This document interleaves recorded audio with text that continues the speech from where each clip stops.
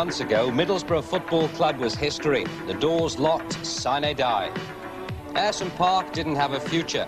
The memory's just a painful reminder of what used to be one of football's most noble establishments.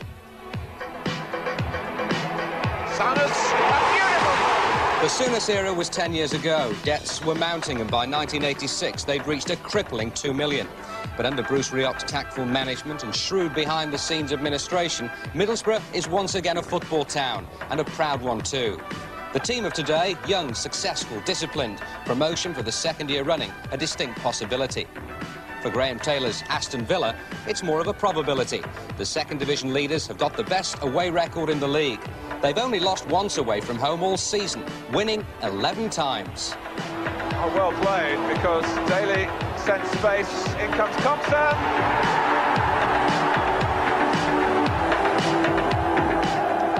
And how good it is to see Ayresome Park with a 20,000 or so gate way above average on an afternoon that's really brightening up here on Teesside.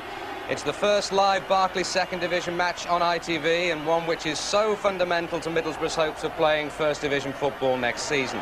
That goes for Villa as well, but it must be said, defeat this afternoon will be more damaging for Middlesbrough, who are currently lying sixth and who have won only one of their last 7 in the league. Well, a very good afternoon, and one gets the impression that those 3 recent cup games against Everton too have given everyone a real impetus to go all out for promotion. A very strong feeling here about that at Ayresome Park today. Well, our studio guest, a former Middlesbrough manager, he's going to go to the European Championships as manager of Ayr in the summer. Sort of local lad made good. Jack Charlton, welcome, Jack. I mean, it's absolutely remarkable that we're here when you consider the state of Middlesbrough Football Club 18 months ago. Well, I came here from, when I left Sheffield Wednesday, I came here for 3 months when Malcolm left. And they were in a lot of financial trouble then, and then it got worse. And then Willie Madden, who was the manager then, had a long, sticky period for a year or so. And then all of a sudden things changed. You know, Colin Henderson got involved, they got Bruce Rioch. And suddenly things start to pick up here at Middlesbrough, and have gone from a little bit better all the time. I mean, the games against Everton did them a world of good. 3 lovely games, yes. Nice big crowds, and the fact that you're covering the game today, you know, is something a Villa. That's right. It's attracted live television, which is great. Now there is a super atmosphere, about 20,000. Do you think they're in for a treat? Oh, I think it'll be a cracking game. But Middlesbrough need to win this one. It's. They need the 3 points, so Middlesbrough will go all out to win it. Villa, I haven't seen a great deal of this year, but what I have seen of them, you know, they don't play a defensive type of game either. And they'll throw the ball forward the way Graham would want them to play it. They'll throw the ball forward very often, they'll back it up, they'll get in the box as often as they can, so I think we're in for a cracker, yeah. Jack, thanks very much. Well, of course, Aston Villa appeared on the big match live 2 weeks ago against Liverpool, a better-known team of individuals. So let's meet some of the Middlesbrough players who've helped to guide the club from Division 3 into the second division promotion race this season. Our match commentator is Alan Parry.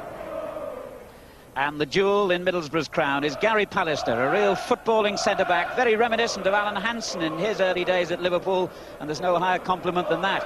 Boro could make a fortune by selling him tomorrow, but they say he's not for sale. The same applies to skipper Tony Mowbray, a real old-fashioned centre-half. A lot of character this man has got, and look at that face, straight from a 1950s cigarette card, isn't he? Bernie Slaven is Boro's leading scorer with 18 goals, and that includes 2 hat-tricks. He's a Scotsman, good on the ball, and likes to take defenders on. But really, Middlesbrough's strength is their defence, starting with goalkeeper Stephen Pears, who used to be understudy to Gary Bailey at Manchester United, then built around those massive central defenders, Pallister and Mowbray. They play 4 in midfield, including the former Villa man, Dean Glover. And there's another ex-Villa player, Paul Kerr, who partners Slaven up front. Aston Villa come here as leaders of the second division, and their side really strength down the middle, like every successful team. Nigel Spink is in great form at the moment. A very good partnership of Allan Evans and Martin Keown in the middle of their defence. In the midfield, there's plenty of pace and industry. Birch on the right, Daley on the left. And up front, Alan McInally and Garry Thompson, 2 muscular 6-footers you wouldn't fancy bumping into on a dark night. Martin Keown, now a regular in the England under-21 team, and enjoying the kind of form that really suggests that he's a man with a very bright future indeed. Andy Gray, one of the bargain buys of the season, just £125,000 from Crystal Palace, quick and very competitive. Referee Keith Hackett, one of the best, an imposing 6-footer. Not many players argue with him.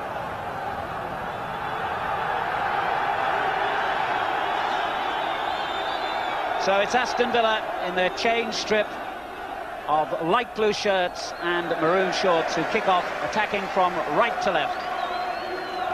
And Middlesbrough, the club which literally came back from the dead, is really relishing this chance to show the nation that they're alive and well and ready for a future in the First Division. That was Ripley's header.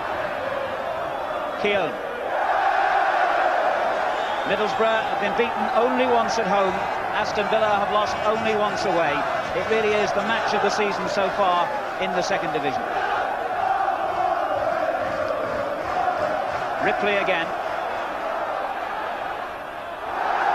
And he gets the corner. This is going to be an early problem for Aston Villa because Middlesbrough are very effective from corners. Pallister and Mowbray, those two big central defenders, really attack the ball. Hamilton with the kick. Pallister was the target, and it was Mowbray who reached it behind him. Tony Mowbray, this inspirational captain, just 24, a local lad, and Middlesbrough to his bootlaces. Also alongside me here today, Ian St John. Ian, I know you saw Middlesbrough play at Everton in midweek. How do you assess them? Well, a very, very good workmanlike side. In fact, we've had a look at both these teams playing against top-class opposition, Liverpool and Everton, in recent weeks, and I would say that I thought Middlesbrough handled that a little bit better. You know, I feel that they went at the First Division teams and put them off their stride. So I would think today they'll be looking to do the same thing against the Villa. Kerr in ahead of Gallagher. Slaven. And that's Cooper. Glover. Andy Gray across, and he commits the foul.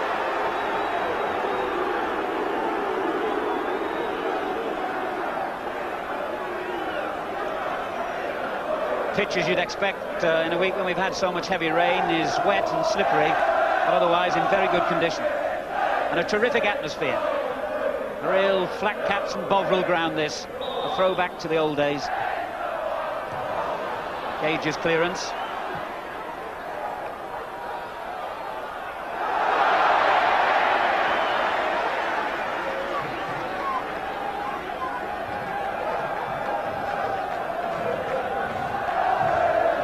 Slaven. Ripley is in the centre. It was a good effort. Oh, superbly saved. Hamilton's shot turned away by Spink. A bright opening for Middlesbrough.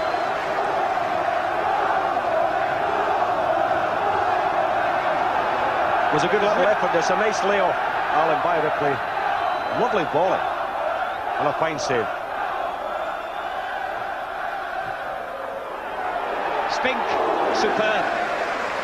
With Mowbray flying in at him like that, Spink's handling had to be immaculate, and it was. He's in the best form of his career, Nigel Spink, and it's his testimonial season as well.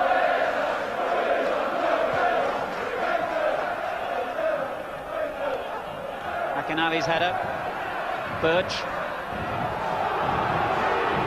Thompson. Pallister got there first, and indeed the ball went off Thompson. He was looking a bit disgusted with the decision, but I think linesman was right.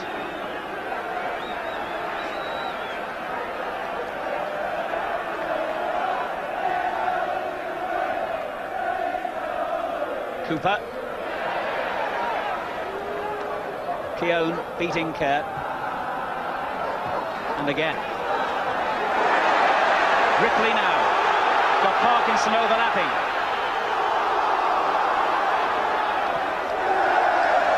Allan Evans so quick to see the danger.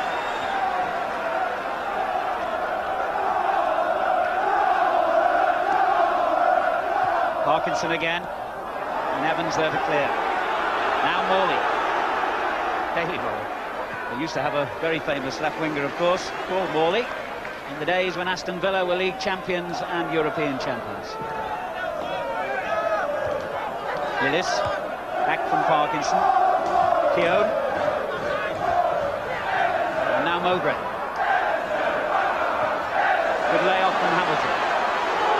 Slaven. Kerr and Hamilton in the middle for him. This is Cooper. Kerr. Slaven. Well, certainly in St John, Middlesbrough, who know they've really got to win today. They're 6th in the table, 8 points behind Aston Villa, and they've only won a couple of their last 9 league games. They've made a bright start, the home team. They have made a bright start, but Aston Villa, away from home, have a tremendous record, and they play it very tight to Villa, you know, and then they catch you on the break. And I think, you know, the Middlesbrough boys have got to be very careful. But the good thing, of course, is that the centre-backs are their strength. You know, so it'll be an interesting battle today to see how the two big fellas up the front for Villa cope with the two centre-backs. Laws. Middlesbrough's ball. Very competitive player, Gray. Slaven held it off well then.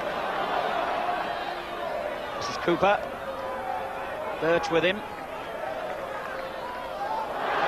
Well, he dwelt a little too long on the ball, and McInally was in. And that's why Pallister is so highly rated. He waited for the attacking player to commit himself, and his timing and positioning was ideal. McInally will have a hard battle against him today.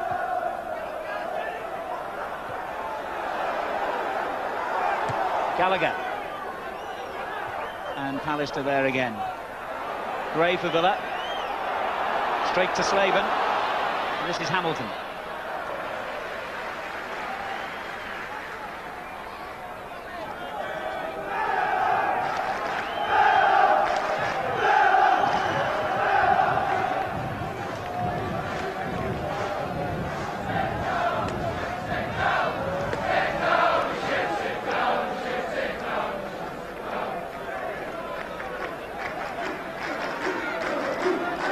Thompson, Cooper right behind him. It's a good-looking ball in towards Daley, but Mowbray was very quick. Ripley.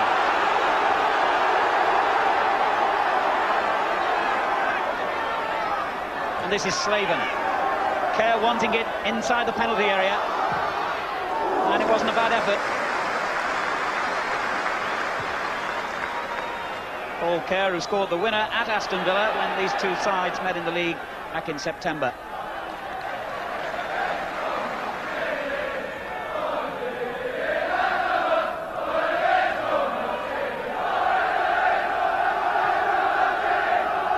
Kerr's flick. Evans. Pallister. This is Hamilton.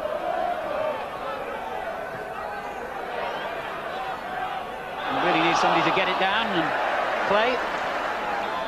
Boro have a free kick.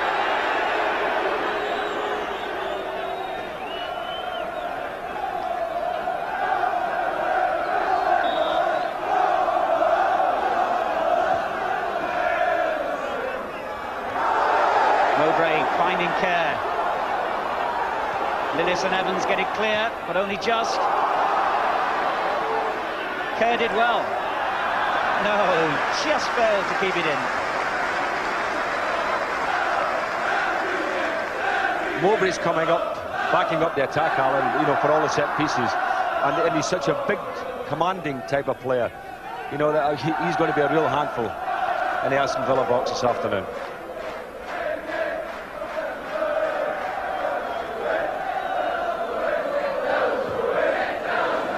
Wasn't a very good kick by Spink. Glover who met it. Ripley up well.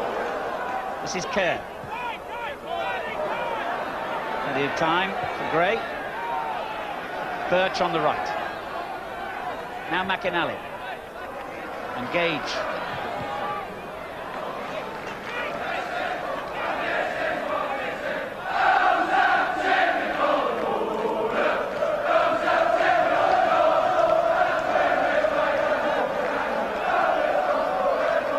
Evans pumping it forward, looking for McInally.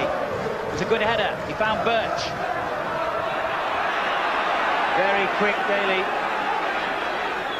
Gallagher. Good clearance from Hamilton. This is Kerr. Ripley takes over. But Gray again reading the situation.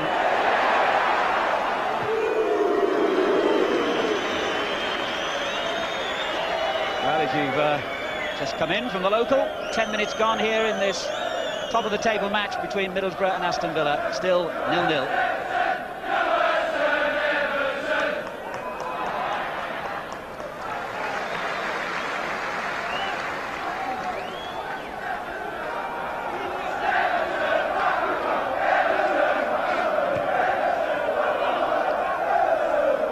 Keown read it and obviously heard the shout from his goalkeeper.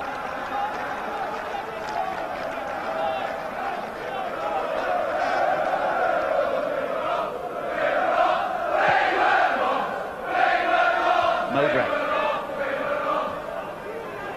Birch for Villa. Thompson beaten by Pallister. Here's Kerr. Glover doing well. Cooper. Hamilton outside him and Slaven in a good forward position here. Good tackle from Gage. And Evans did well because he had nowhere to go really. Slaven again. And Cooper. Ripley's header. The Laws didn't realise he had it. And now Daley. He's got Thompson and McInally in the centre and Birch arriving, but he just went a step too far in the end.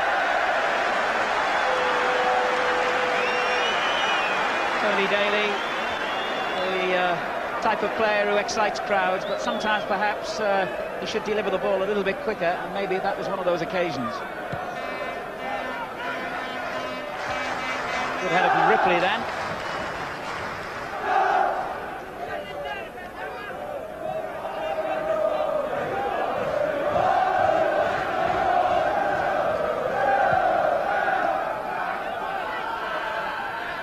McInally winning it. Thompson, Birch. This is Gage. Birch again. In towards Thompson, a difficult one here for the keeper. And nobody knew where it was, and the referee, in fact, has given the free kick for the foul on the goalkeeper, who I think might have got a crack on the head, because Pallister has immediately called to the Middlesbrough bench, and the physio Tommy Johnson's coming in. Well, it'll be interesting to have a look at this. Thompson feels that he didn't foul going in there. Now, he certainly caught him with his elbow, but, you know, I think forwards should be allowed to go in and compete for the ball. I mean, the goalkeeper's coming out. It's a 50-50 ball, and you always get a foul against the attacking player. I think he caught him all right with his elbow, but I'm sure it was accidental. Well, having seen some of the things Ian St John did to goalkeepers in his career, I'll take that with a pinch of salt. But I do agree, I think there's a school of thought that goalkeepers tend to be overprotected. But clearly this is a bad knock, because it looks as though the Middlesbrough players are calling for a stretcher, and even their manager Bruce Rioch is coming onto the field, and you can see the blood, and sure you'll see it even more when he turns towards the camera. Well, you were saying about when I played, I mean, you could go in then and challenge goalkeepers, and it was the accepted thing, that if the ball was up in the air, it was a free ball, and you both went for it. So, you know, I do feel that they are overprotected, but in this case, yes, I think the referee probably was right to stop it. The fact that the goalkeeper got the blow. This is from the other side of the ground, in fact, giving us a new perspective of that, and painful whichever direction you look at it from, I think. And he's going off. It's, I think, possibly a temporary measure. He may need stitches in that gash over his eye. Well, no, he's gone down the tunnel, so it looks as though Middlesbrough are going to have to make their mind up as to whether they change their keeper, and clearly that's what they're going to have to do. And it looks as if the young fullback, Colin Cooper, is the man with the job. And yes, he's got the gloves on. He could do with a green jersey as well. That might confuse everybody if he doesn't get the jersey on, eh? Well, what an eventful start then, and what a misfortune for Middlesbrough. I'm sure you're right, Alan. I think the goalkeeper has gone off, probably to get a stitch or two in his eye. So an unexpected television debut between the posts for this young man, Colin Cooper. One of the many local players here, half the team's local. It's been said before that they're almost like a local team in the strictest sense of the word. They're all great friends, they're all young lads. The average age is 23. They've certainly taken the time finding a jersey, quite rightly so, because the longer the sub-goalkeeper is in there, Alan, obviously, the more dangerous it is for them.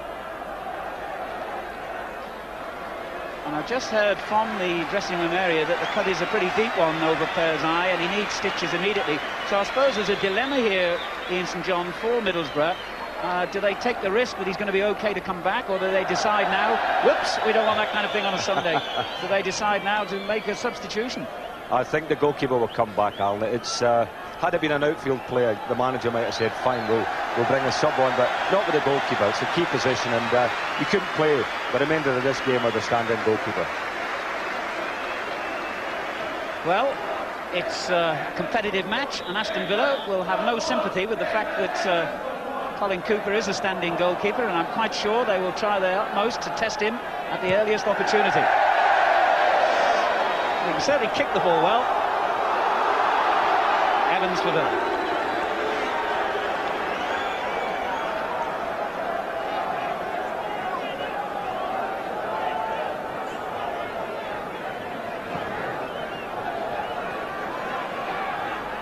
McInally won it.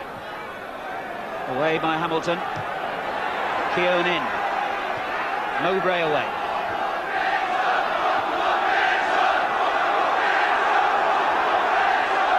Good skill from Ripley. And indeed the free kick has been given. He was fouled by Daley. Well, I suppose the best way for Middlesbrough to protect their standing goalkeeper is to attack.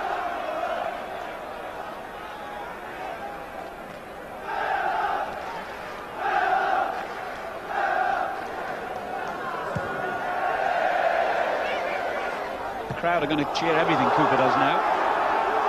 Here's Ripley. Slavin in the middle. And Gallagher did well then. He could easily have committed himself. But Boro have another corner.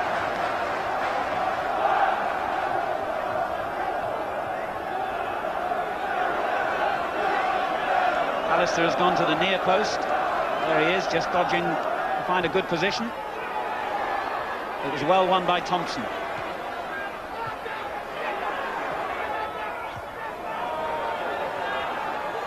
And again Thompson, this time it's Daley. Lillis forward.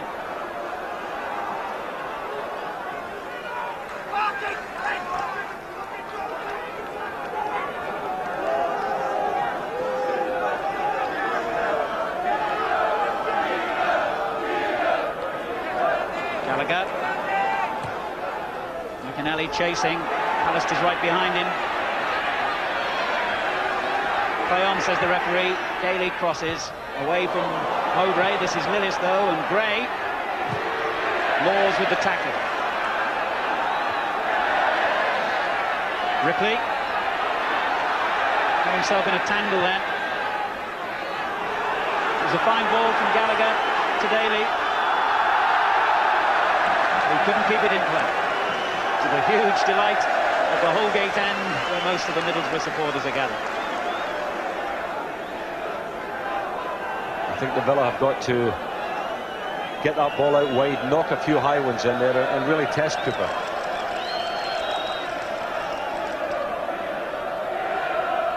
We understand from the Middlesbrough dressing room that they expect to have Stephen Pears, who's their real goalkeeper, with due respect to this young man Colin Cooper, back on the field in 2 or 3 minutes.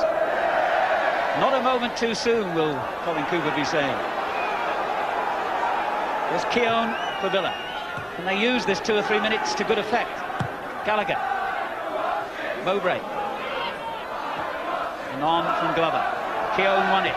Laws, but straight to Gage. It's a good ball for McInally. Hamilton. That's the Middlesbrough throw.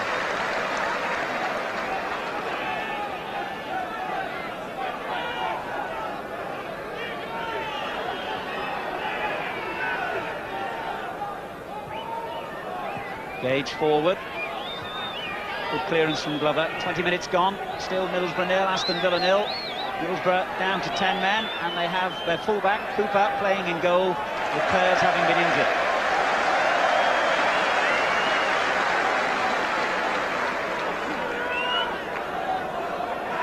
Mowbray, the Boro captain. Ripley up well to Slaven. Huge cheers from the crowd because they've seen Stephen Pears re-emerging from the tunnel as Laws has the ball. Good effort! Slaven! Oh, how did Spink save that? And Slaven will be saying, how did I miss that?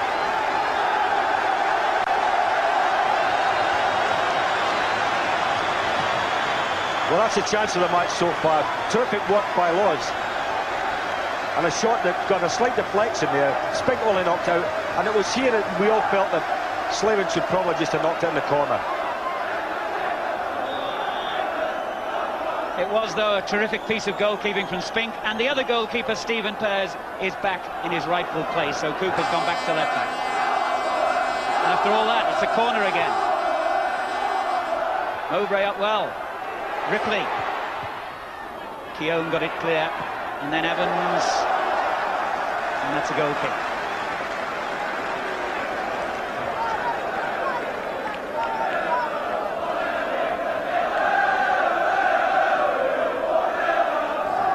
Well, there's the rather gruesome damage, and he's had 7 stitches in that gash above his right eye.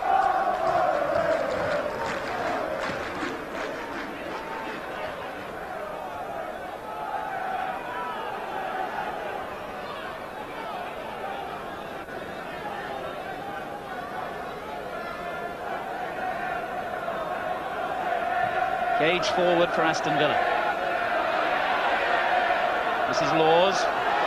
Gage intercepted well. Gallagher, the young Scotsman. And Daley.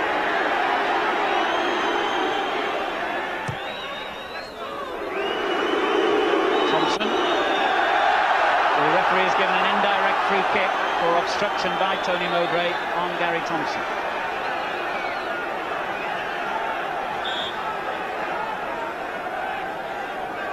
Martin Keown has come forward, and Allan Evans, the 2 Villa centre-backs. Evans is 5, Keown is 6, and Pears is apprehensive.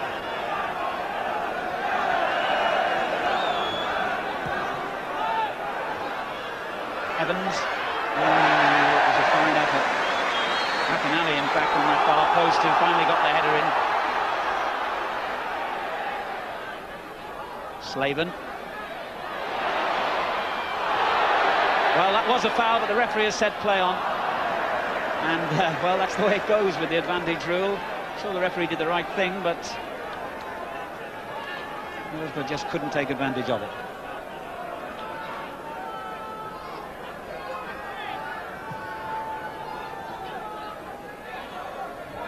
Good header from Pallister. Now Birch. Mowbray clear. This is Gray for Aston Villa. Brought down by Hamilton. Villa's free kick.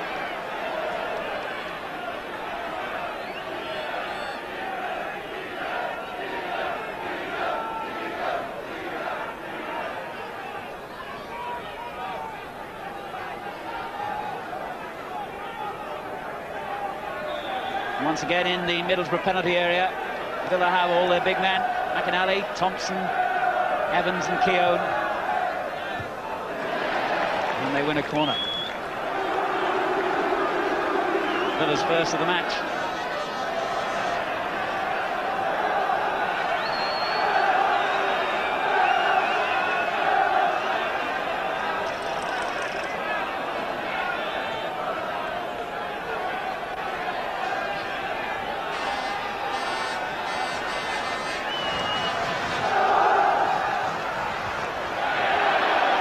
Goalkeeper was very grateful he had the defenders in front of him to get the ball away. There's an interesting break on here for Boro. Hamilton has got Ripley with him. What a superb challenge it was, though. Lillis really did save Villa then, because Middlesbrough suddenly, on the break, from defending a corner, had 3 players against just 2 defenders.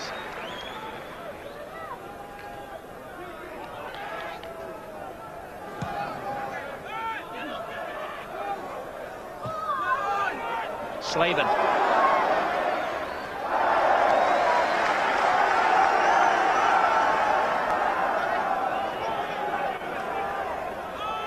Here he is again. Mowbray. Kerr.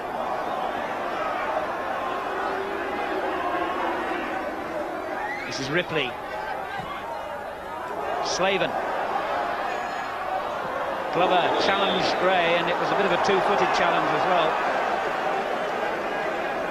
Mr. Hackett quite right then.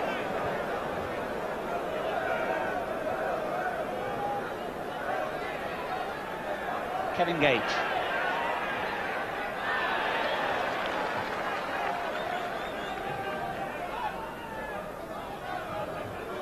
Aston Villa with the best away record in all 4 divisions of the league. They've won 11 of their 15 matches away from home. An incredible record.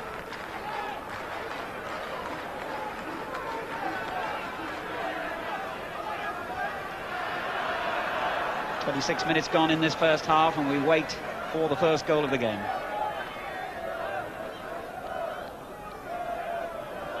Lillis for Aston Villa. Laws finding Kerr, and now Slaven. Ripley, Gallagher holding his ground. Oh, well, that was literally inches away from falling into the path of Kerr. But you have to give credit to the 20-year-old, because he measured it to perfection as it happened. I'd say he was a lucky boy, Alan. Never mind measured to perfection. That was a very, very careless back pass. Here's Birch. McInally. Thompson in the centre as well, and Daley arriving on the far post. A disappointing effort.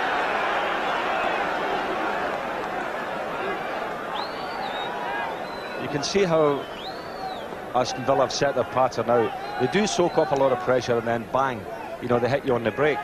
And McInally, who I think is a fine player, big strong boy, and Thompson up there, if Villa can get the ball up to him quickly enough, you know, we could see a goal. Thompson chasing with Mowbray here. Good defending again by this man. An exceptional player and an exceptional man is how his manager Bruce Rioch describes him. Gallagher. Parkinson. And now Ripley. Slaven getting away from defenders well and getting into some good positions. As Gray clears for Aston Villa.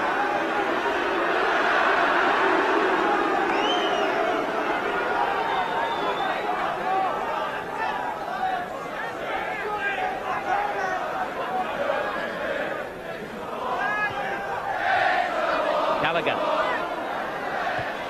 It's a good ball. Gray. Birch out on the right.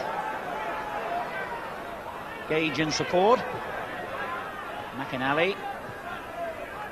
And Birch. A lot of men in the box here. Well, perhaps he would have been better with the cross rather than the shot, because there were 3 Villa players lining up in expectancy of a cross. Ripley for Boro.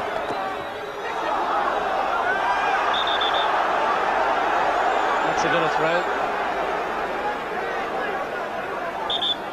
Doing a lot of good work up this right-hand side of the field, Stuart Ripley.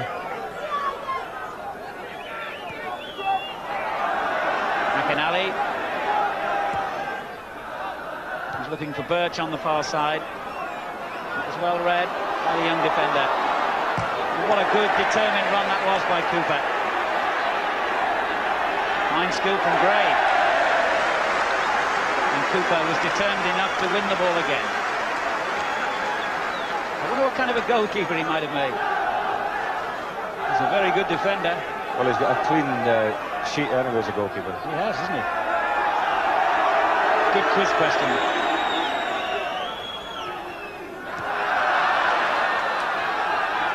Parkinson.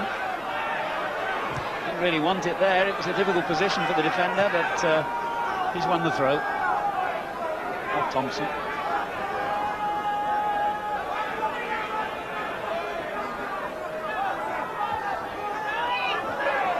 Lillis. Mowbray away. 15 minutes to half-time. Kerr for Middlesbrough. Cooper. And that's Hamilton. Now he overhit it, Cooper.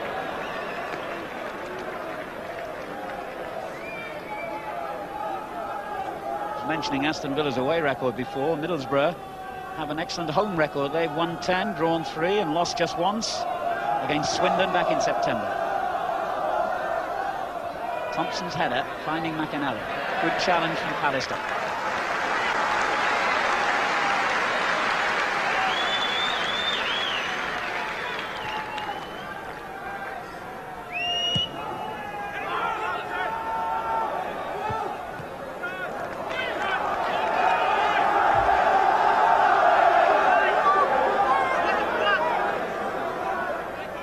Slaven. Laws. And now Mowbray.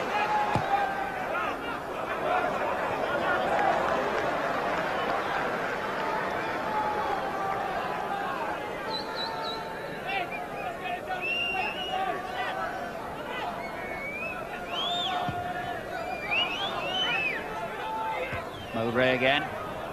Ripley, that was a good header. He finds Kerr. Parkinson. Good ball. Slaven. Kerr and Hamilton in the middle, and Glover arriving. I'm not quite sure why the Middlesbrough fans were screaming then, but whatever it was, the referee wasn't impressed by the appeal. And Parkinson goes forward again and wins the corner.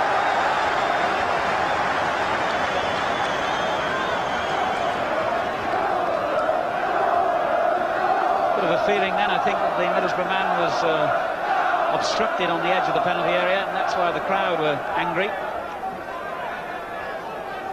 But it's a Boro corner.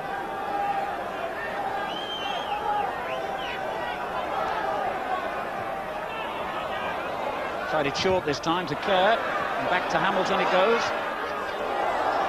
And still Hamilton. Evans away, Hamilton again. Good effort from Laws.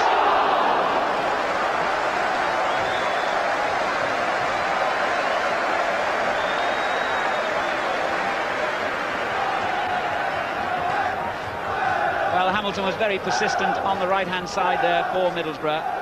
When the cross was headed clear, it dropped for Laws, who can really strike a ball, and was just wide.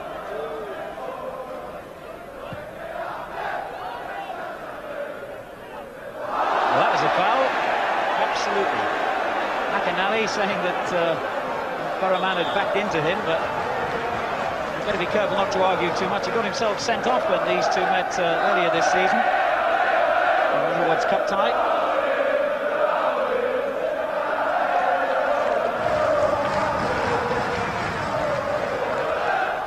Here comes to Kerr. Laws again, but this time he was right underneath it. Still not a bad effort. And Middlesbrough have had the better scoring opportunities, certainly, of this first half so far. They're certainly creating one or two opportunities, Alan, but, you know, you get the feeling that they badly need to get a goal, because the longer this game goes on, the more I feel, anyway, that Villa could maybe just catch them, because that's the way to play. Here's Slaven now for Middlesbrough. Trying to set Hamilton away, but Gage had anticipated it. Given away by Glover. Gray. McInally. This is Lillis. Daley on the left. Looked like obstruction to me from Parkinson, but Mr. Hackett didn't agree. Kerr's mistake. Well, here he is again. Pursued by Evans. Good play from Kerr. Cooper. Wonderful atmosphere when Boro pour forward. Was that handball? No. Gage got away with it anyway. Wasn't a bad clearance, was it? Thompson. Oh, he's beaten Mowbray. McInally in the middle, and Daley. Danger here. And Daley has put the finishing touch to that superb Thompson run. And Aston Villa are in front.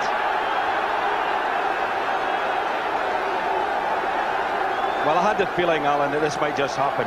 But full marks to Thompson here. Very powerful run. Under pressure there from Mowbray, but he held him off, kept his balance, took it to the line, and a little cut back there. Thank you very much. He's big and he's strong. So is Mowbray, of course, but Thompson proved the more determined then. And it was a cross any striker would love to be on the end of. Tony Daley's second goal of the season then has given the second division leaders Aston Villa a vital lead 10 minutes before half-time.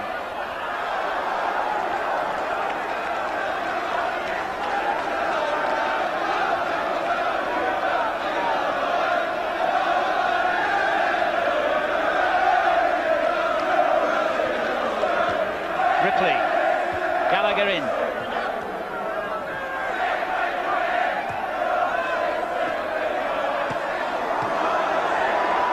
McInally to Thompson, and again. And another strong run here, this time by the Scotsman. The tackle from Laws was a good one, and Pears and Cooper almost got themselves into a spot of confusion then. But back come Boro. They're a goal down. Slaven. Laws. Hamilton chasing here, and I must say I am impressed by the form of Andy Gray. He covers an enormous amount of ground, very quick, always able to spot danger.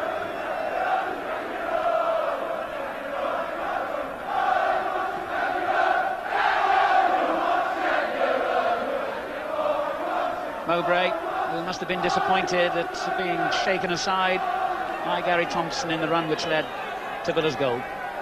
Well, if he has a weakness, Alan, I do think it's his pace. You know, McInally ran past him there as well, and I mean, he's such a solid big player, but just a shade, you know, slow. Ripley now from Middlesbrough. Parkinson. It was disappointing that it ended that way for Middlesbrough because they had 4 players in the penalty area. But from the other side of the ground, we can see exactly how well Thompson did here, because it was it was like 100 metres, wasn't it? They both had the same start, but Thompson was quicker, determined and strong. Mowbray daren't challenge him then, because there would have been a danger of a penalty, of course, and Daley said, thank you.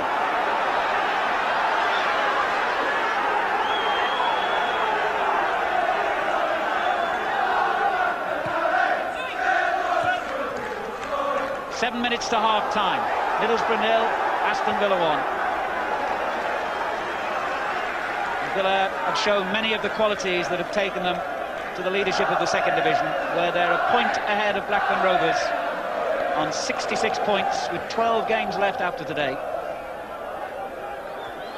Mowbray headed that away under pressure from McInally, and indeed the free kick has been given to the home side.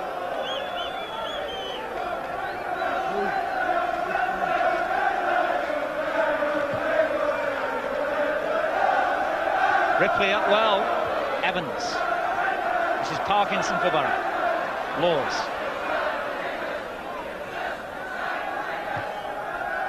Kerr. Evans was right behind him though, and Lillis sweeping up.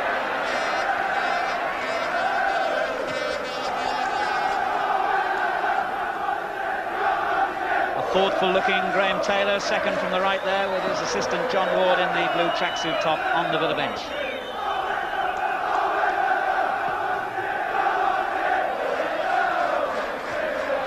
Pallister's header.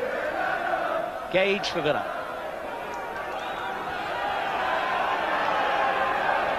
Well, Middlesbrough really do know that they can't afford defeat today, because their recent league form anyway has been a bit rocky. They led the table before Christmas, but then they had away defeats at Leeds and Oldham and Millwall, and they've slipped dangerously behind. got to win today. Here's Laws. Middlesbrough goal down. Hamilton finding Slaven. He hit it straight at Evans. Villa as ever so dangerous on the counter-attack, but Thompson couldn't control it. And Boro really want this equaliser badly before half-time. 5 minutes to go.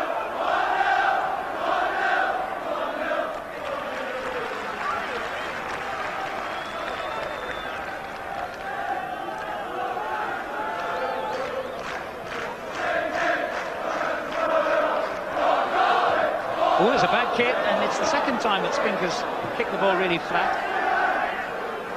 He's got away with it each time. Gallagher forward. Pallister's header. Daley is there for Villa. Parkinson beat him, and now Gallagher.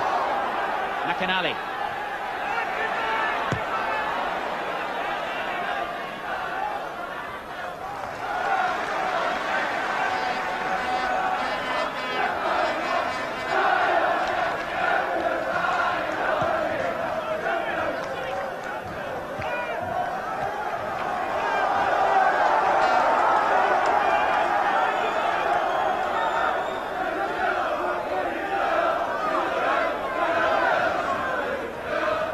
Ripley has Daley right behind him. Ooh, he's given it away. Thompson, and he's done the same. Laws now for Middlesbrough.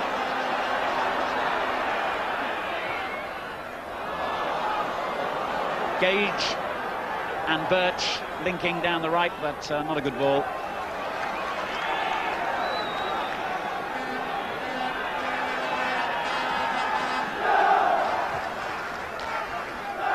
Slaven up well, and was he fouled? The referee says no.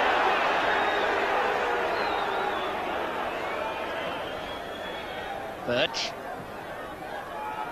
It's an interesting one for McInally to chase. Pallister's ahead of him, though. And how about that for coolness? And Thompson going in a little bit late on the keeper.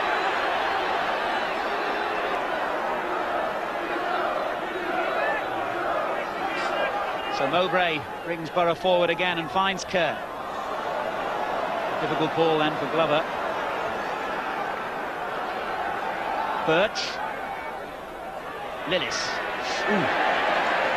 Strong challenge, and Lillis is down injured. The play continues. Birch looking for Daley. Pallister is the defender. Now.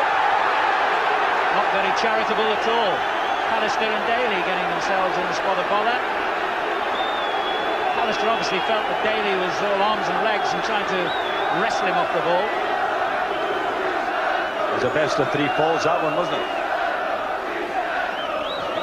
they both got tangled up, and we'll finish with a handshake. Here's the start of it. Oh, whoops. Thank you very much. A little elbow there by Pallister. And there you are. Mick McManus would have been proud of him. Well, it all ends in handshakes, I'm glad to say. Birch for Villa. The lead by a goal to nil. And this is McInally. Birch again, beaten by Slaven, though. Mowbray.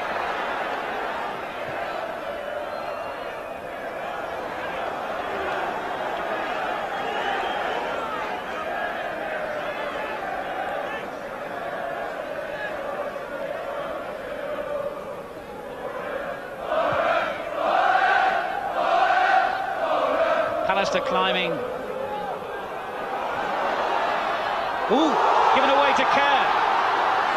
He's got Slaven with him.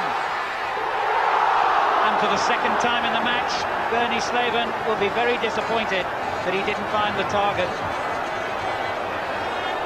Seemed to have taken a deflection anyway, because the referee is pointing for a corner. Kerr did well here, pulled it back beautifully, that little back heeler. Slaven slid it very precisely, and Spink must have got a touch.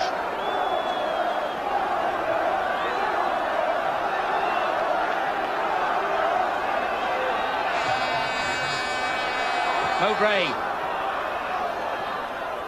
Well, there's a couple more sore heads now, because as Mowbray climbed then, he clashed heads with a Villa defender. don't want any more stitches, please. Both the physiotherapists are in action now. But Ian St John, Bernie Slaven, he's had 2 good chances in this half. Well, he certainly has. It's a pity both have fallen to him. And he's the leading goal scorer, so you'd expect him to stick him away. Initially, it was a bad mistake by Allan Evans. He gave the ball away. And really, you know, this is the thing about Middlesbrough this afternoon, Alan. They've created 1 or 2 chances, they've had opportunities, but they haven't, you know, done the necessary. They haven't put the chances in the back of the net.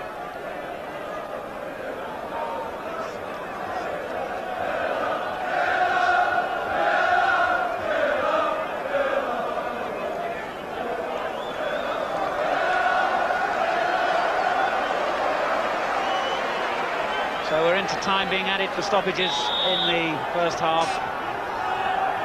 Another Boro corner.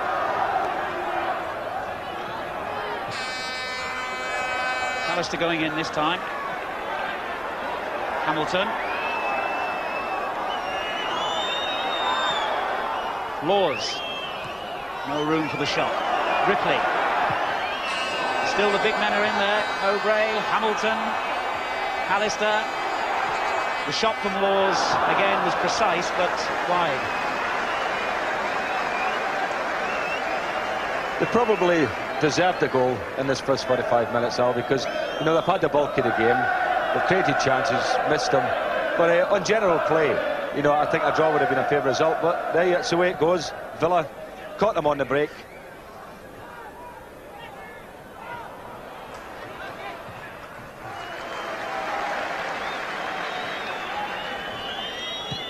So the half-time whistle approaches, and Villa leading by a goal to 0. Quite a bit of stoppage time, of course. We are on the clock over 45 minutes, but the lengthy injury to Pears and then Mowbray before, I mean, Mr. Hackett will have to add quite a bit. Well done by Hamilton. Slaven.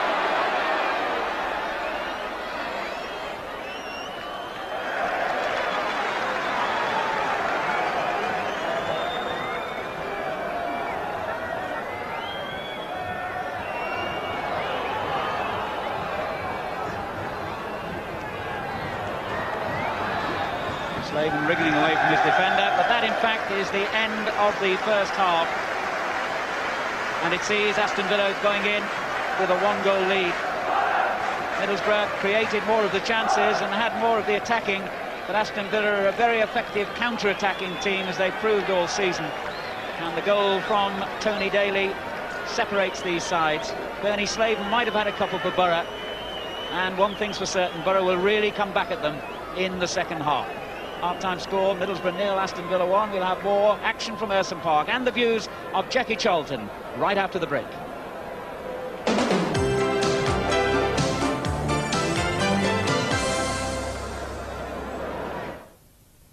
Hello, Americans.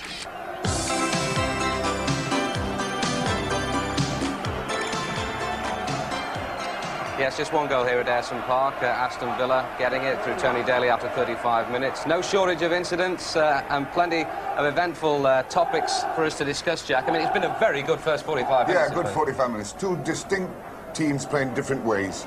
Typical Graham Taylor team. Knock the ball into the centre forwards and pick up the drop-offs. And when you get the opportunity, don't mess about across midfield, play the ball in behind the full-backs, which is exactly the way the goal came. Long ball from the full-back, deliberately played for Thompson to come across, got a yard on Mowbray, got round him, and the goal came from that. All right, well, we'll look at that a little later, Jack, but of course Garry Thompson was involved in a rather controversial incident earlier on when he collided with Stephen Pears, the Middlesbrough goalkeeper. Ian made a big point of it, actually, saying that he thought the competition should have been allowed, but when you watch him, you can't lead with your arm, and as he goes up here, he leads with his arm. He's really protecting himself rather than trying to hit the goalkeeper. Because if he's going to head the ball, he feels that if it comes over his arm, he'd get a header in. But it was a foul. I mean, you can't lead with your arm like that and get away with it. Well, the guy was protecting himself, really. Not exactly in the spirit of Valentine's Day. Well, you've got to have competition in the box. I completely agree with Ian on that point. When the ball's thrown up there, the goalkeepers are over. Can we exonerate Garry Thompson in one respect? Do you believe he intended to in Japan? No, I think he was looking after himself, like I said. Right, and Pears, of course, ended up with 7 stitches. Now, what about the goalkeeper at the other end? He's my man of the match at the moment because he's made some tremendous saves. Bernie Slavin, unfortunately, has gone to pick his spot when he's had the opportunities to score goals. But in picking his spot here, he didn't give it enough on the ball. When it comes off and he picks it up here, he does very well, takes the ball inside the fullback. Now it's a time to really whack it. But he picks his spot, and he gave Spinks just enough time to react to the shot. If he had had a whack at that, he would have scored.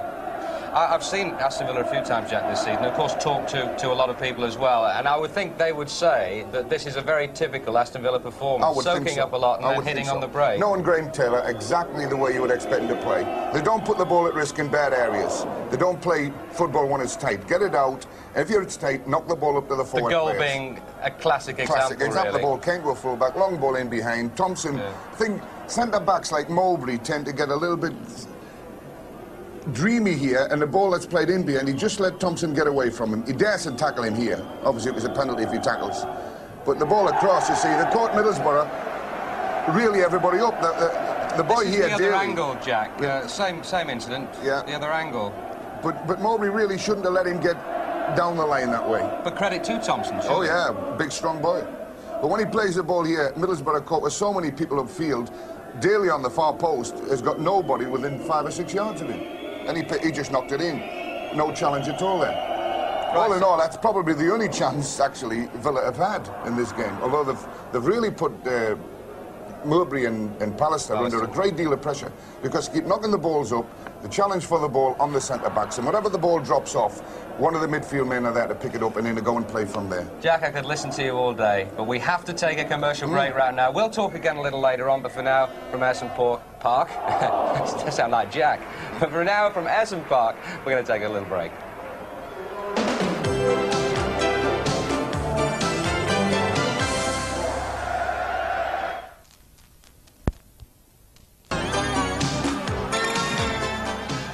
Welcome back to Ayresome Park for the second half, just started, of this top-of-the-table second division match. Middlesbrough against Aston Villa, with Aston Villa leading by 1-0. The scorer Tony Daley after 35 minutes. In the second half, Middlesbrough, wearing the red shirts and white shorts, are attacking from right to left. Incidentally, if you're a little confused about how the second division is going to end up at the end of the season, the first 2 teams will definitely be promoted to the first division. Then the teams in 3rd, 4th and 5th places will go into the playoffs.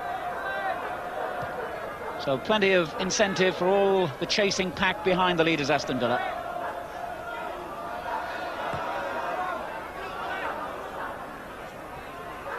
Birch. That's a corner.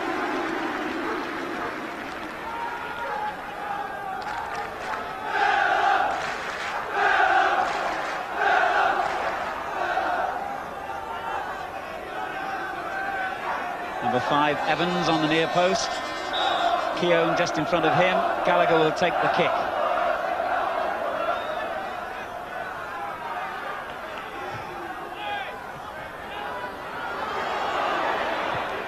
Gray winning it, but it wouldn't fall where he wanted it. And here's an interesting break now. Ripley, Kerr to his left, Slaven to his right. This is Kerr.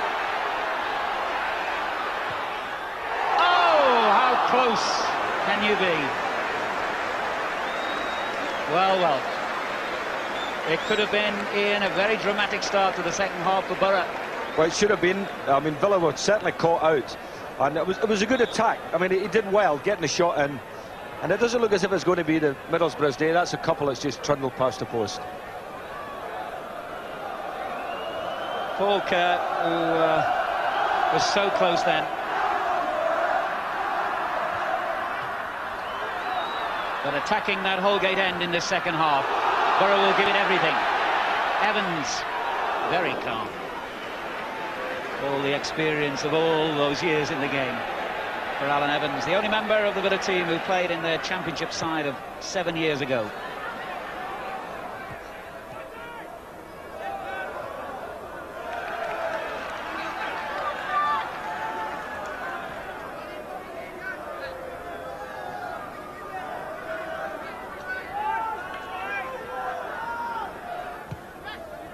This is Gage for Aston Villa.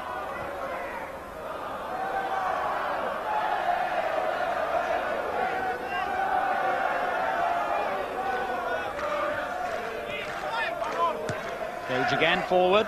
McInally. Lillis in the centre and Daley.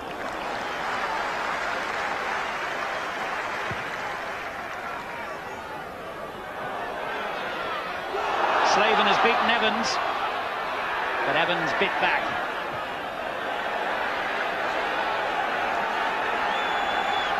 Wonderful noise, I must say. The atmosphere here in the northeast, whichever of the big grounds you go to, is always something special. It always takes you back to headier days. This is Pallister. Glover to Kerr. Keown stood his ground.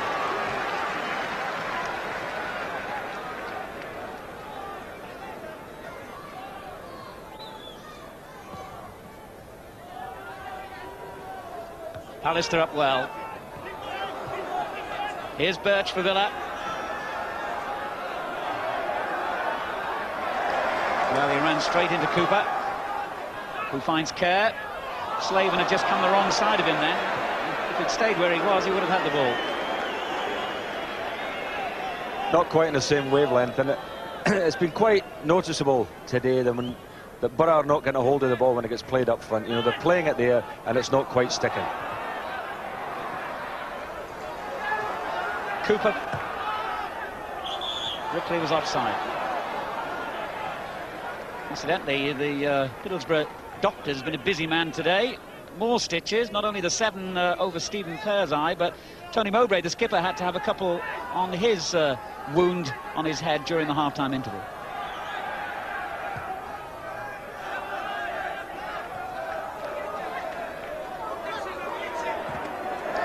Thunderous challenge between Hamilton and Gage.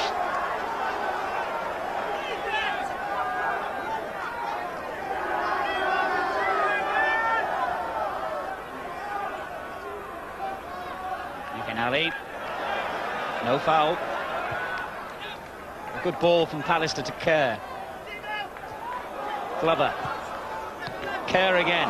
What a good game he's had. Slaven. Back to him. Laws moving forward in the centre-forward position here, and Ripley's in the box, but the cross was too close to Spink. But he's had a good game, Paul Kerr, today, Ian. Yes, certainly working hard, and but I still like to see them get a hold of the ball a little bit better up front, both him and Bernie Slaven. McInally doing well for Villa. Glover. Well, he says, look, I won the ball. Got a free kick it is.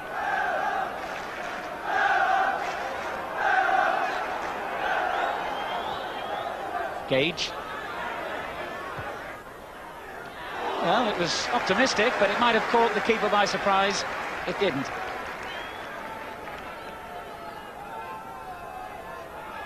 Kevin Gage, incidentally, has the distinction of having scored goals in all 4 divisions of the Football League in his days at Wimbledon. And that's a fine ball by him to Thompson.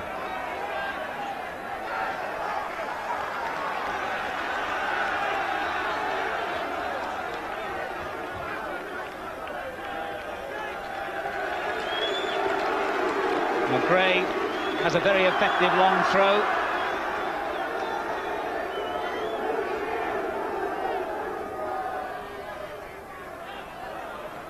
Pallister clear. Gray again. Well, the strangest shot of the season award, I think, for that one from Andy Gray.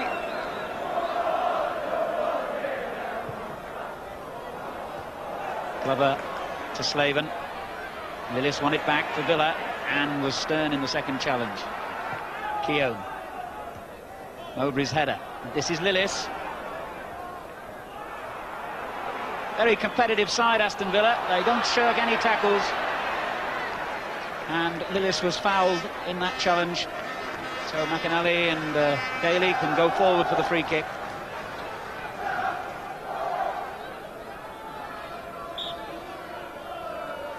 Gallagher. McInally. And he was using his elbow. Boro have taken it very quickly. And given it away quickly. Good period of possession this for Aston Villa. The lead, remember, by a goal to nil. Evans hoiking it forward. Mowbray, and it falls to Birch. Big Jack was making a point, Alan, at half-time about that particular ball where they knock it from the back, look for the two big fellas up the front, and again, you know, the other players then back up, and in that case, you know, Bitt's backing up Thompson and gets a shot in.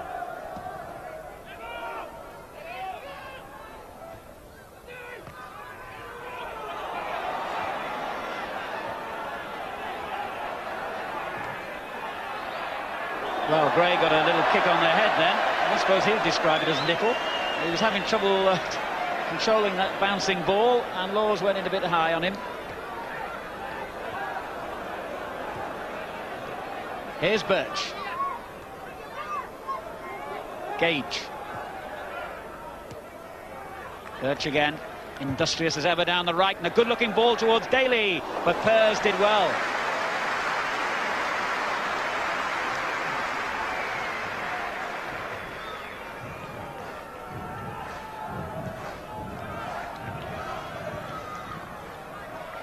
Gallagher.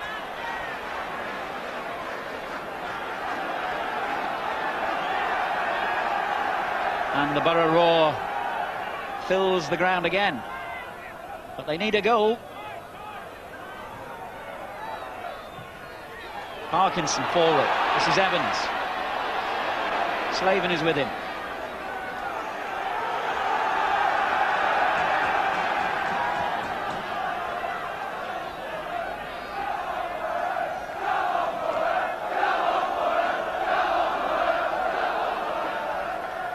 Ten minutes gone in the second half. It's still Middlesbrough 0, Aston Villa 1.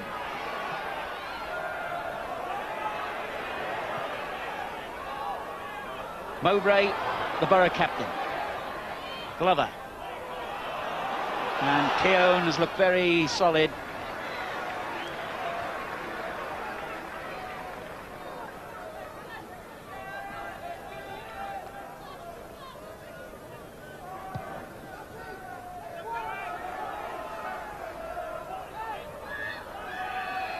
Mowbray.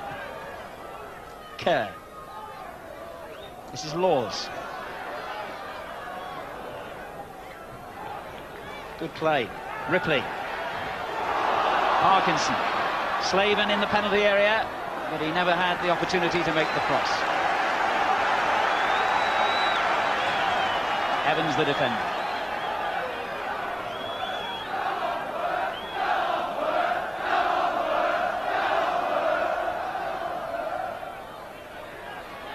Laws in a good position on the edge of the penalty area here, but they took a little bit too much time making up their mind then.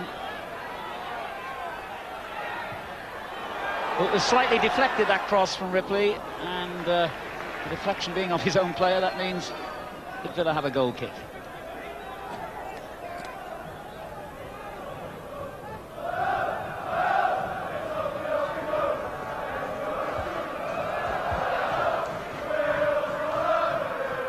Pallister, Lillis, and that was Cooper. Birch. And he just caught Cooper with his pace then. And they've taken the free kick quickly again, Villa. McInally. Thompson coming into the middle. Well, he was inches away from contact. Still in play, Daley has it. Pears, well, he had to hold on to that. McInally was right behind him. A slip would have meant a second goal.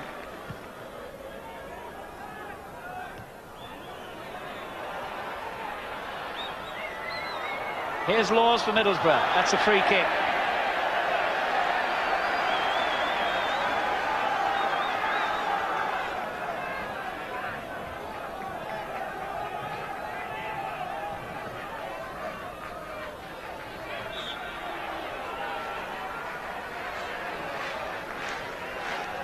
Both Pallister and Mowbray have gone forward for Parkinson's kick.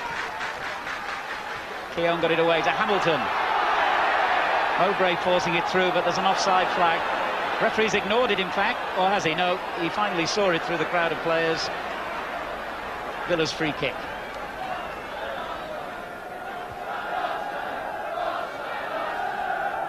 Aston Villa, incidentally, lost 5-0 at home to Bradford back in November, and since then they've gone 13 league games without defeat, a record which has taken them to their lofty position in the second division and taken Graham Taylor very close to the brink of success in his first season at Villa Park.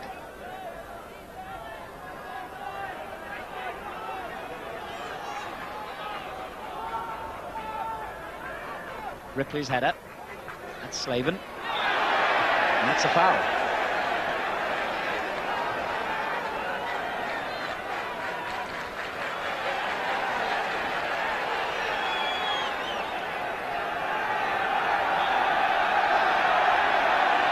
Parkinson's kick.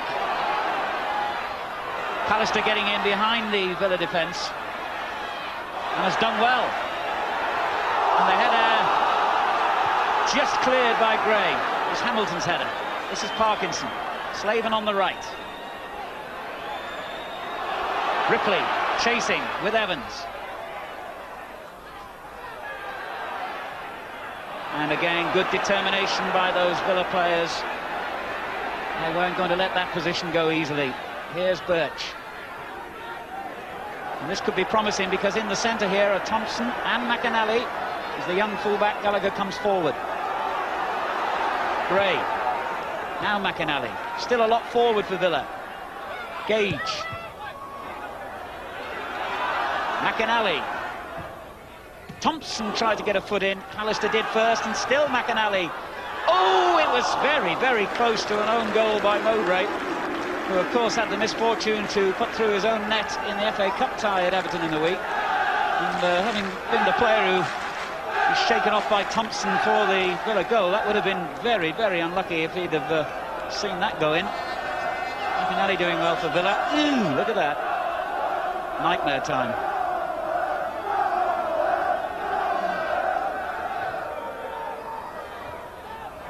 It's a good header clear by Glover. This is Ripley. And Villa are looking more impressive in this second half. They're having a lot more of the ball. Gallagher. He's a good little player, Gallacher, Bernie Gallacher. And you know, I've been wondering who he reminds me of, Alan. And very much like Tommy Craig. Remember little Tommy? And Gallagher's very like him in style. I remember my granddad telling me about him, Ian, yeah. Here's Evans.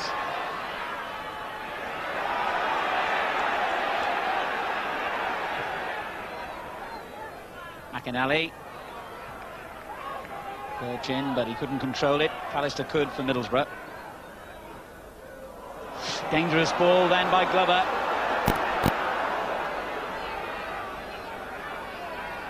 Gray doing well.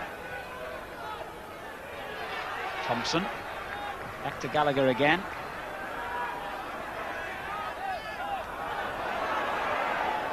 Now then, there could be something on here for Middlesbrough. Well, there could have been, because if Glover had looked forward instead of back, he had men in space.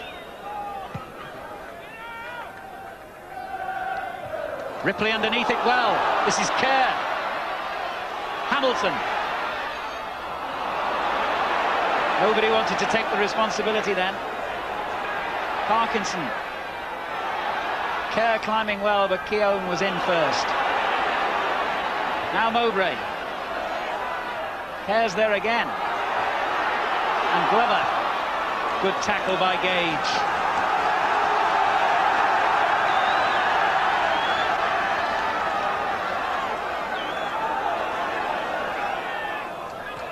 Pallister. Firm header clear from Keown to McInally. Thompson is with him. And Birch free on the right. Showed it to Cooper. This is Gray. Looking for Thompson. Dangerous ball.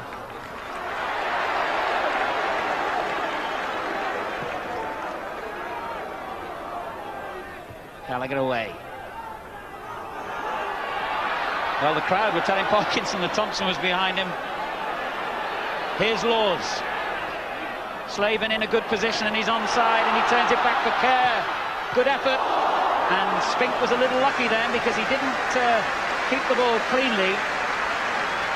And I suppose it sums up the way the fortune has gone today, but when the ball dropped, it was a Villa defender that it dropped to, not a Middlesbrough forward. It was a better move, a lovely layoff by Slavin, and a good left foot shot.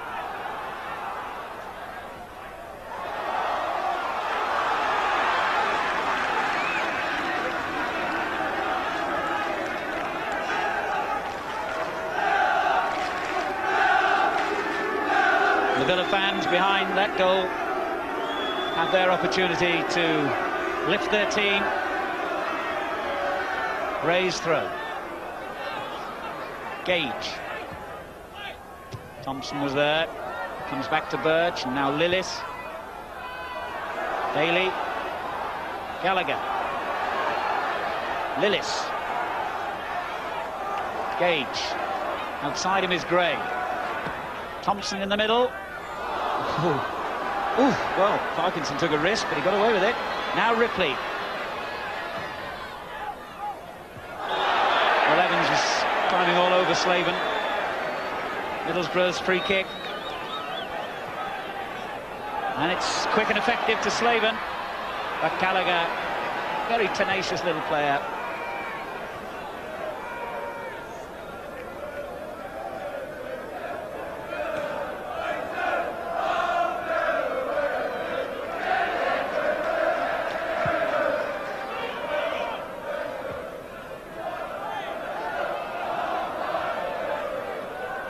Here's Gallagher again. Mowbray could only play it to McInally, and Pallister very cool. Gallagher's not really put a foot wrong.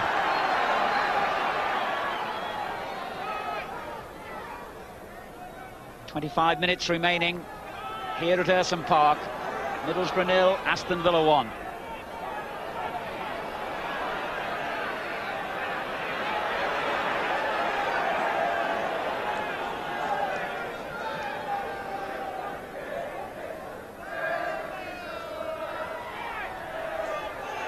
Glover for Middlesbrough. Lillis' clearance. And Gallagher had more time than he realised.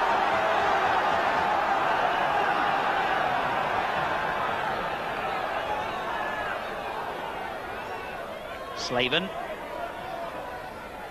Parkinson. Ripley's outside him. Slavin into the space. He's beaten Evans well, but not Keown with the cross. Villa really penned back here. Laws. Kerr. Birch's challenge was a good one. And Andy Gray doing superbly well again. Daley. Lillis takes over.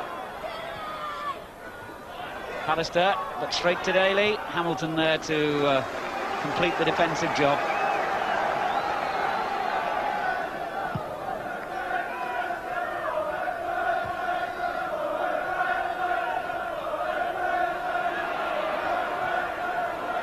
Slavin winning it back for Middlesbrough.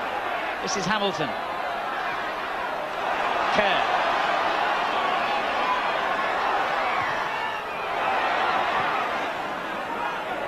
The Villa defence is a tough nut to crack.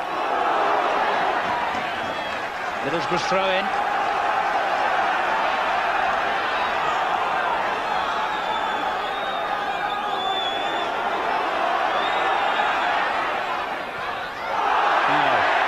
Free kick given, and the crowd ain't happy with that as Thompson breaks clear for Aston Villa.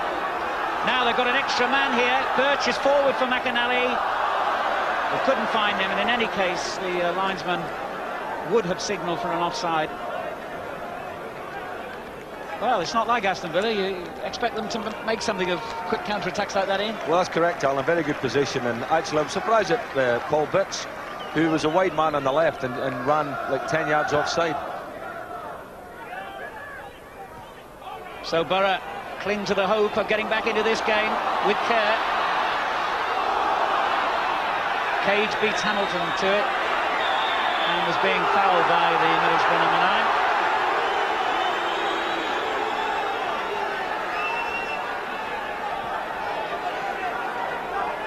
I'm sure Bruce Rioch at this stage is contemplating making a change. He did it the other night up at Goodison Park when he took Bernie Slavin off and put Kernigan on. I might even do that again today. Pallister's header dropping, difficult one for Mowbray, and he just about got out of it. He was fouled as well by McInally. Boro wanted to take the free kick a little too quickly for Mr. Hackett's liking.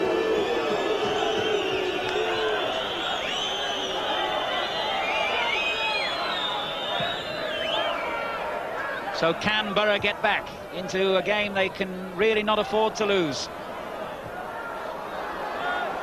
Cooper.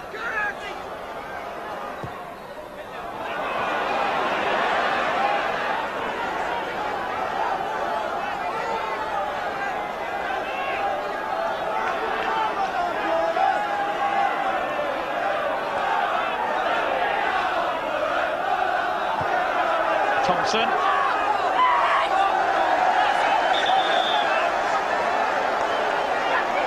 Referee has overruled his linesman there because the linesman felt it was a bit of throw. Mr. Hackett says it's Boro's.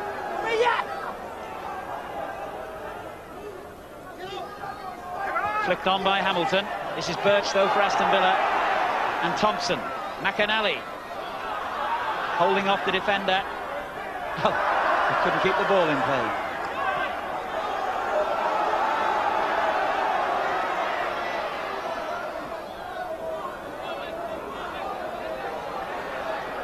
Laws for Middlesbrough.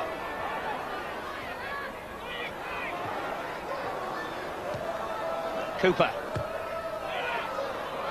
Laws has continued his run and was thumped to the ground by Gray. Middlesbrough free kick, and that always spells danger.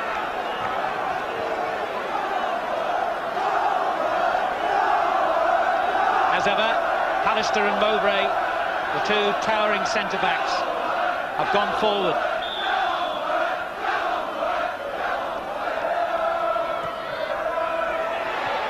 Keown met it well. Birch.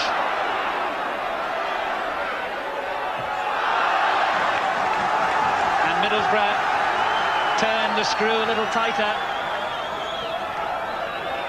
Can this pressure lead to an equalising goal? Slavin. In it comes from Hamilton. Lillis away.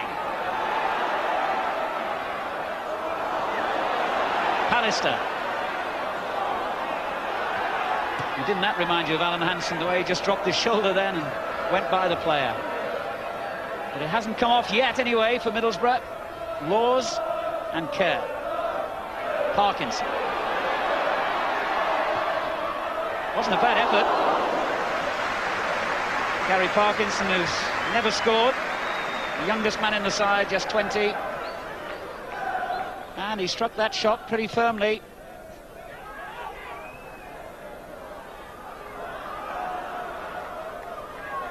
Birch for Villa. Well, that was a wasted break because again there were plenty of Villa men in a good position in. Well, I mean, Thompson's looking at him because it was all set up there for a nice little 1-2, which would have put him right in on top of the goalkeeper. You know, this Middlesbrough team, they are a young side, Alan, and looking at them, you can tell the difference in experience, you know, from the Villa squad. And throughout the game, there's always little... You look at it and you say, well, it's inexperience that's catching up with them, I think. And that was a bit of inexperience, perhaps, that has gifted the ball to McInally. And still McInally, and still. Well, you cannot run through brick walls, and Pallister's built like one. Slavin. Ripley on the right. Yes, he's done well here. Lovely piece of individual skill by Stuart Ripley, a player with pace and strength, and he really tested Spink then. But really, I do think, again, you know, this business of inexperience. You know, that if he knocked the ball to the back post there, they had Villa players lined up there. Stuart Ripley, one of the many young players that are giving Middlesbrough hope of a very bright future indeed. Another local lad, just 22.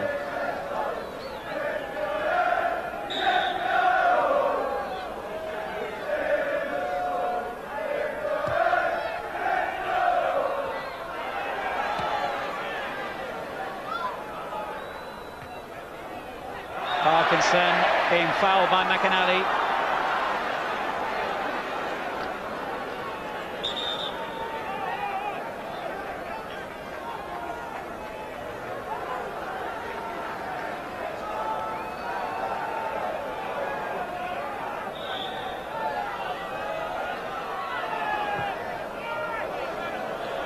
There's a poor free kick. Parkinson can try again. Gallagher's clearance.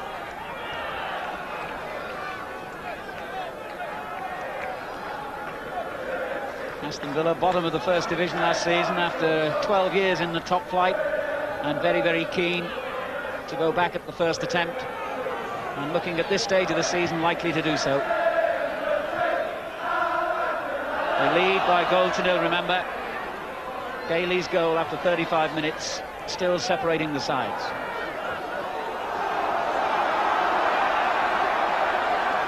Pallister for Middlesbrough.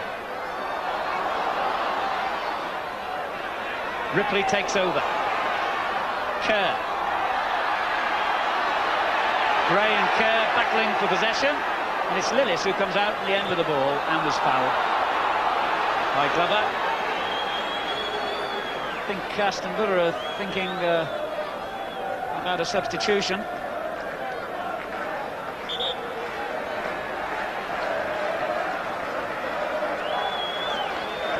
Certainly Tony Daley is the player who's going off. The two men on the bench for Villa today are Warren Aspinall and Stuart Gray. As Gray comes on. Settle down is his first piece of advice. Stuart Gray, who was signed earlier in the season from Barnsley, has been out for 6 weeks with a back injury, incidentally. 15 minutes to go.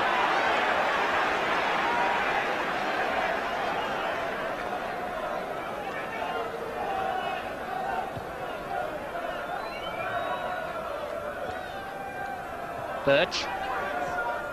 McInally.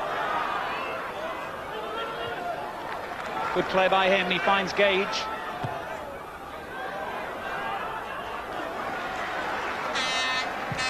And Villa having made their substitution, Stuart Gray coming on, it looks as though Alan Kernigan is going to come on for Middlesbrough. Slaven.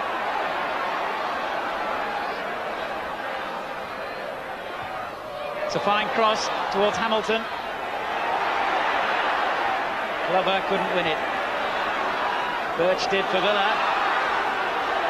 And that's good play by little Paul Birch. And Gray. Now the other Gray, Stewart. And Villa very professionally just slowing things down, and it'll go back to the goalkeeper, I should think.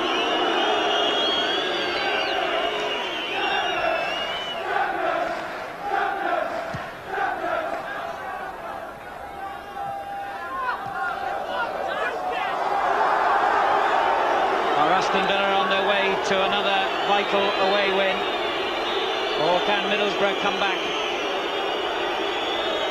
Paul Kerr is the Middlesbrough man who'll go off, and that has met with the dissatisfaction of the Ayresome Park crowd.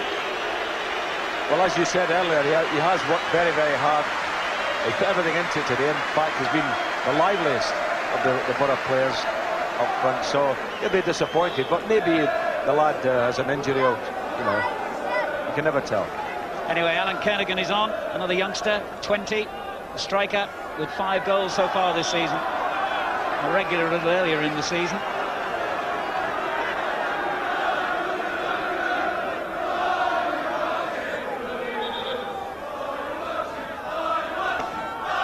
So a dangerous moment for Middlesbrough. Stuart Gray with the free kick. Keown was there, and McInally on the far post. And Kennigan's first touch was a defensive one, and that's a free kick to Middlesbrough.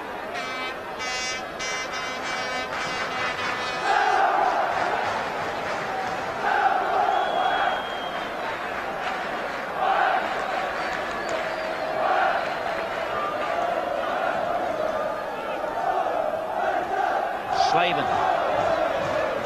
Hamilton. It's a free kick to Middlesbrough. A foul by Gray on Hamilton. Terrific noise now. The Boro fans will try and lift their team in this last quarter of an hour. Cooper's free kick.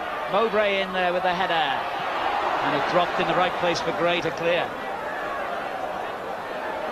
Parkinson with a press forward, trying to look for offside, but it doesn't work. Gallagher's clearance. Here's Laws.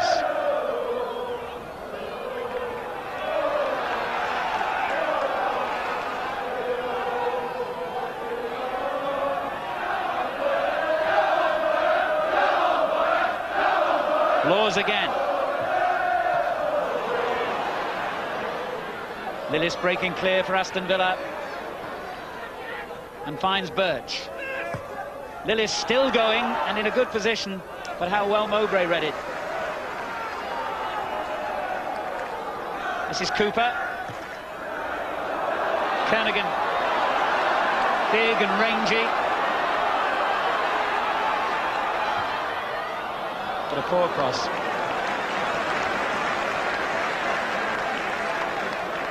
And Middlesbrough may be about to make their second substitution. Kernigan having just come on.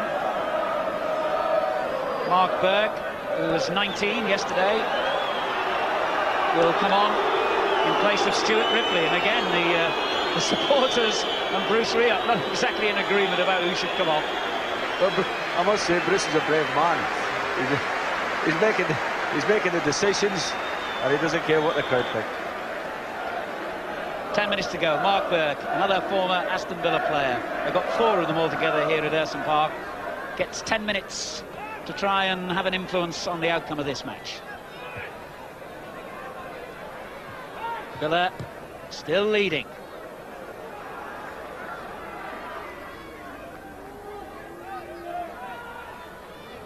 These teams have already met 3 times this season in the league and 2 Littlewoods Cup ties, and each one of those matches has finished 1-0. Are we to have the 4th, or are we? Slaven. What a marvellous save, but Kernigan follows up, and Boro have equalised. They won't be criticising Bruce Rioch's substitution now. Slaven did splendidly to beat those 2 defenders. It was a good save by Spink. It was all he could do. Kernigan following up. What a finish now. Actually, Bernie Slaven must have been having nightmares here because he did ever so well to get himself into the shooting position, but it was a weak effort with the outside of his left foot, almost straight at Spink, and he'd be a relieved man to see Kernigan follow up. 1-1.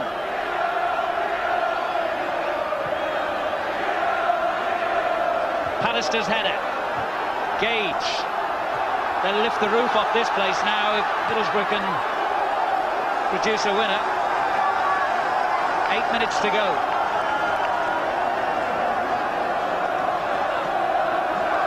Kernigan's header.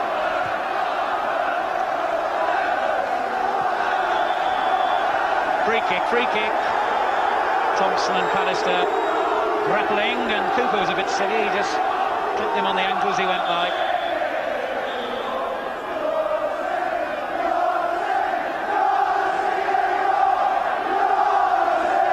Wonderful noise ringing around Ayresome Park again.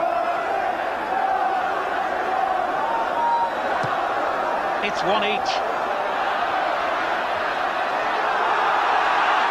Hamilton. Good tackle when it was needed.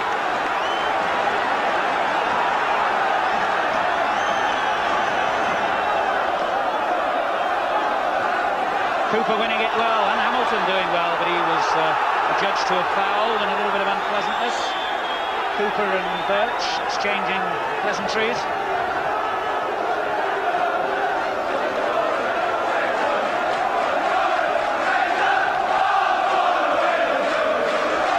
Hard to believe this club was dead 18 months ago, isn't it? The ground is very much alive now. Hamilton. Kernigan on the left. Slaven is with him. And they've got red shirts pouring forward from all directions. Corner off Keown. Well, they do love a rousing finish here. And we've got one.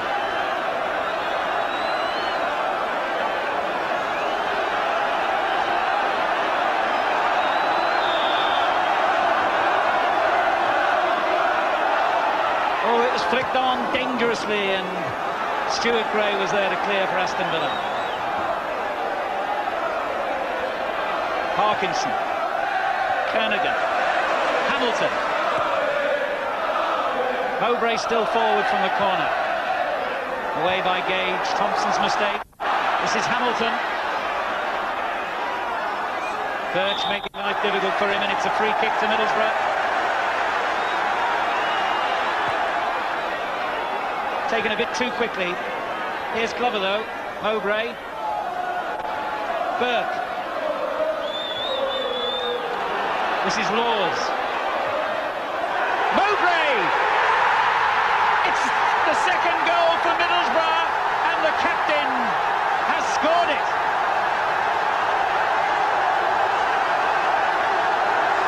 Well, you were right, Alan. You did say the like a dramatic finish up here at Ayresome Park, and they're certainly getting that today. What a moment. Laws doing well with that cross. Mowbray got away from all his markers and planted the header in. Well, I'm delighted for the big fella, you know, after being involved in the goal that they lost. What a good header.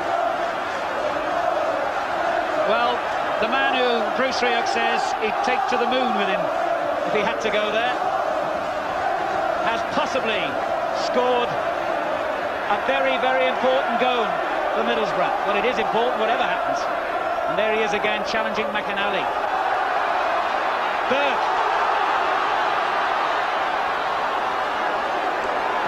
And Burke in good space again. Slaven on the left. What a finish this is. Slaven. And still. Wow. He wanted the glory, didn't he, I think? Because he had two players in a good position.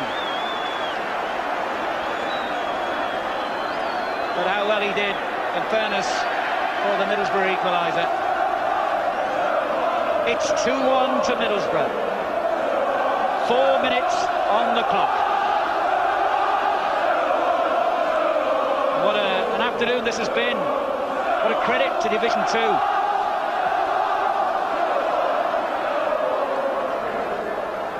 Just went for a corner from Glover's clearance.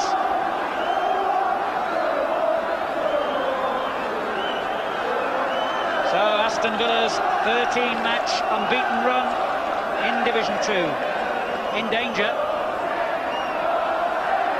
But they'll come back as well. They don't like losing away. Kernigan got it clear. Back in from Andy Gray. Now then, Slaven breaks. And it's forward to Slaven again from Laws. The keeper's come out, the offside flag has been raised, so that excitement is in vain. But they've shown tremendous character, the Middlesbrough players. I mean, they did so in the cup run they had this year, and they're doing it again this afternoon. They're a young team, they are inexperienced, but tremendous character. Over Pallister's head, Thompson. Ooh, it was a good shot, and the bounce could have deceived the keeper, but Pears right behind it.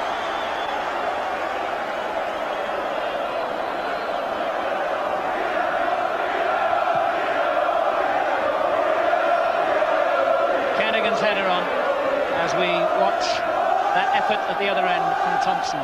That bounce was tricky.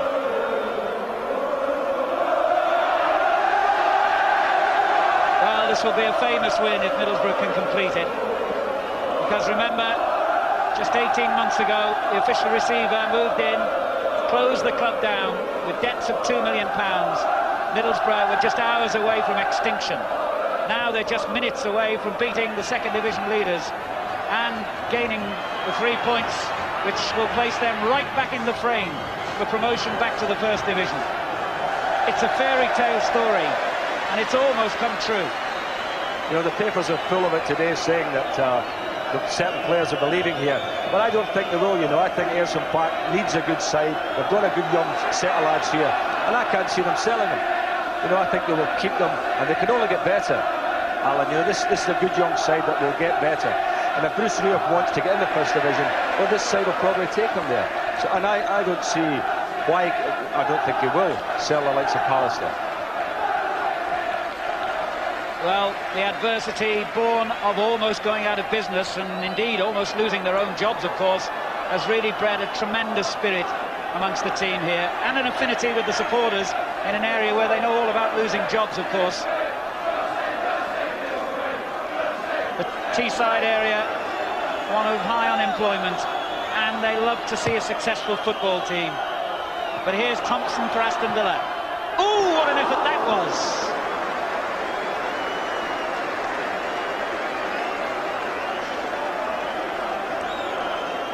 Garry Thompson could have spoiled the afternoon for the Boro faithful then.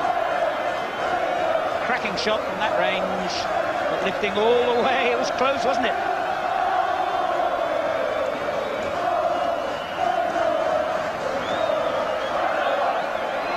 Lillis going up with Hamilton.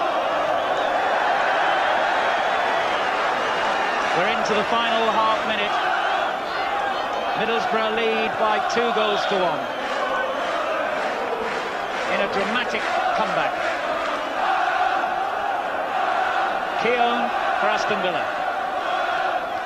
McInally given away. Now Slaven. Keown coming forward himself. And a lot of room for Stuart Gray on the left. And all the amateur referees in Ayresome Park blowing their own whistles now. They want to hear the final whistle. Gray again. Mowbray clear. Good challenge. But here's Evans for Villa. And Thompson. Gage. McInally. This is Lillis. Evans.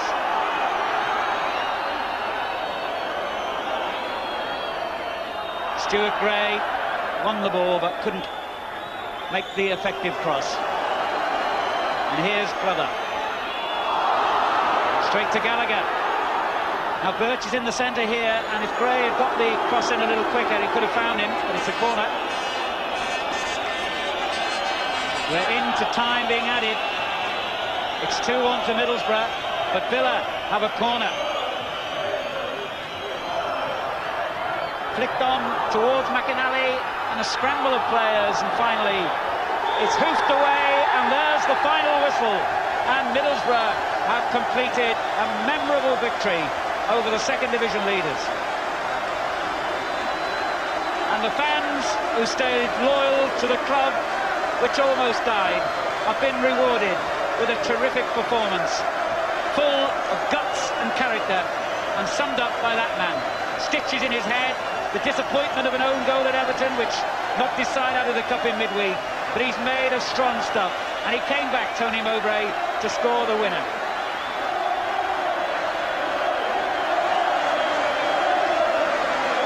Brilliant support, and with 7 of their remaining 13 matches here at Ayresome Park, Middlesbrough, who now move into 3rd place in the table, are going to be a very effective force in the outcome of the promotion issue in Division 2. Great performance then, and Middlesbrough, a goal down for so long, have come back to win by 2-1. We'll have a reaction to this match right after the break.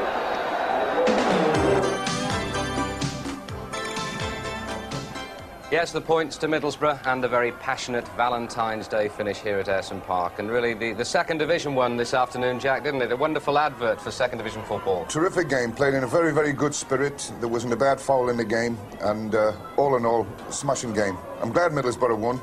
They kept plugging away at the football, they kept building it up slowly, and then suddenly Villa crumbled, funnily enough, in a part of the field where I didn't expect him to. Gray sort of went out a little bit in the last few minutes, was to run himself out.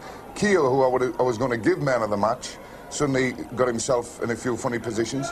And Middlesbrough went through the middle and got the winner. And they made those equaliser. Two substitutions, which the crowd didn't really appreciate. Well, but then we got the equaliser after 80 minutes, and that really turned it, didn't it? Sometimes when you make substitutions, when you're getting beat, it's a good thing. But here, I mean, Bernie Slaven got himself into a great position here, and again went to pick his spot and didn't hit it right.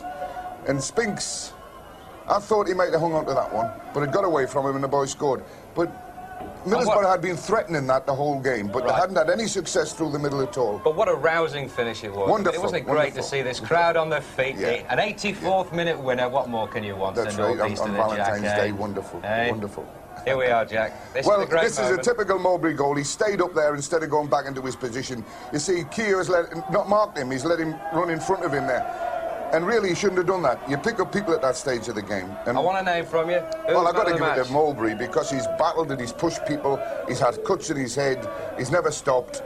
He was a bit at fault maybe for the Villa goal, but all in all, I'll give it to the big lad. There he is, Jack. There he is with Martin. Tony Mowbray, the man of the match. Martin. Well, rarely has a bottle of champagne been more richly deserved. Many congratulations. Tony Mowbray. Now, Tony, it's a bit of a late show here. You're making a habit of these dramatic finales. That's right, yeah. Everton last week, and thankfully this one today. I think it's sort of, you get carried along really with the atmosphere. We attack this all game end, second half, and the noise they create, we just sort of get carried along on it. And you sort of know in yourself that it's coming, there's a goal coming. I think the Everton manager said last week, we got a corner last minute, he sort of sensed it was going to go in because the atmosphere and everything was going. And it was like that today, really. We got a free kick, it got cleared, and I stayed up, and it just came back in, and thankfully I got my head on it. We've been saying all day long that it's a game Middlesbrough really couldn't afford to lose. That's right, yes. I mean, I think they'd have been 11 points away from us if they'd have won today. So it was vital for us today to get a result. And I think a lot of teams at the top of the second division will be happy with that result today. It keeps it really alive for everybody. And we're confident we've got a good run in. We'll be looking to be there at the end of the season. Well, go in and crack that bottle of champagne with your teammates. Well played, Tony. Thank you very much indeed. Cheers. Yes, and don't they deserve it, as we can see. Middlesbrough up to third place there. Aston Villa's lead from Blackburn, just 1 point now. But they've still got the best away record in the league. And I think we've had a wonderful afternoon, Jack, haven't we? Been a terrific afternoon. I'm delighted Middlesbrough won, actually. It keeps that... They're still involved. As Tony was saying. They're one of my clubs, Middlesbrough, and I like to see them do well.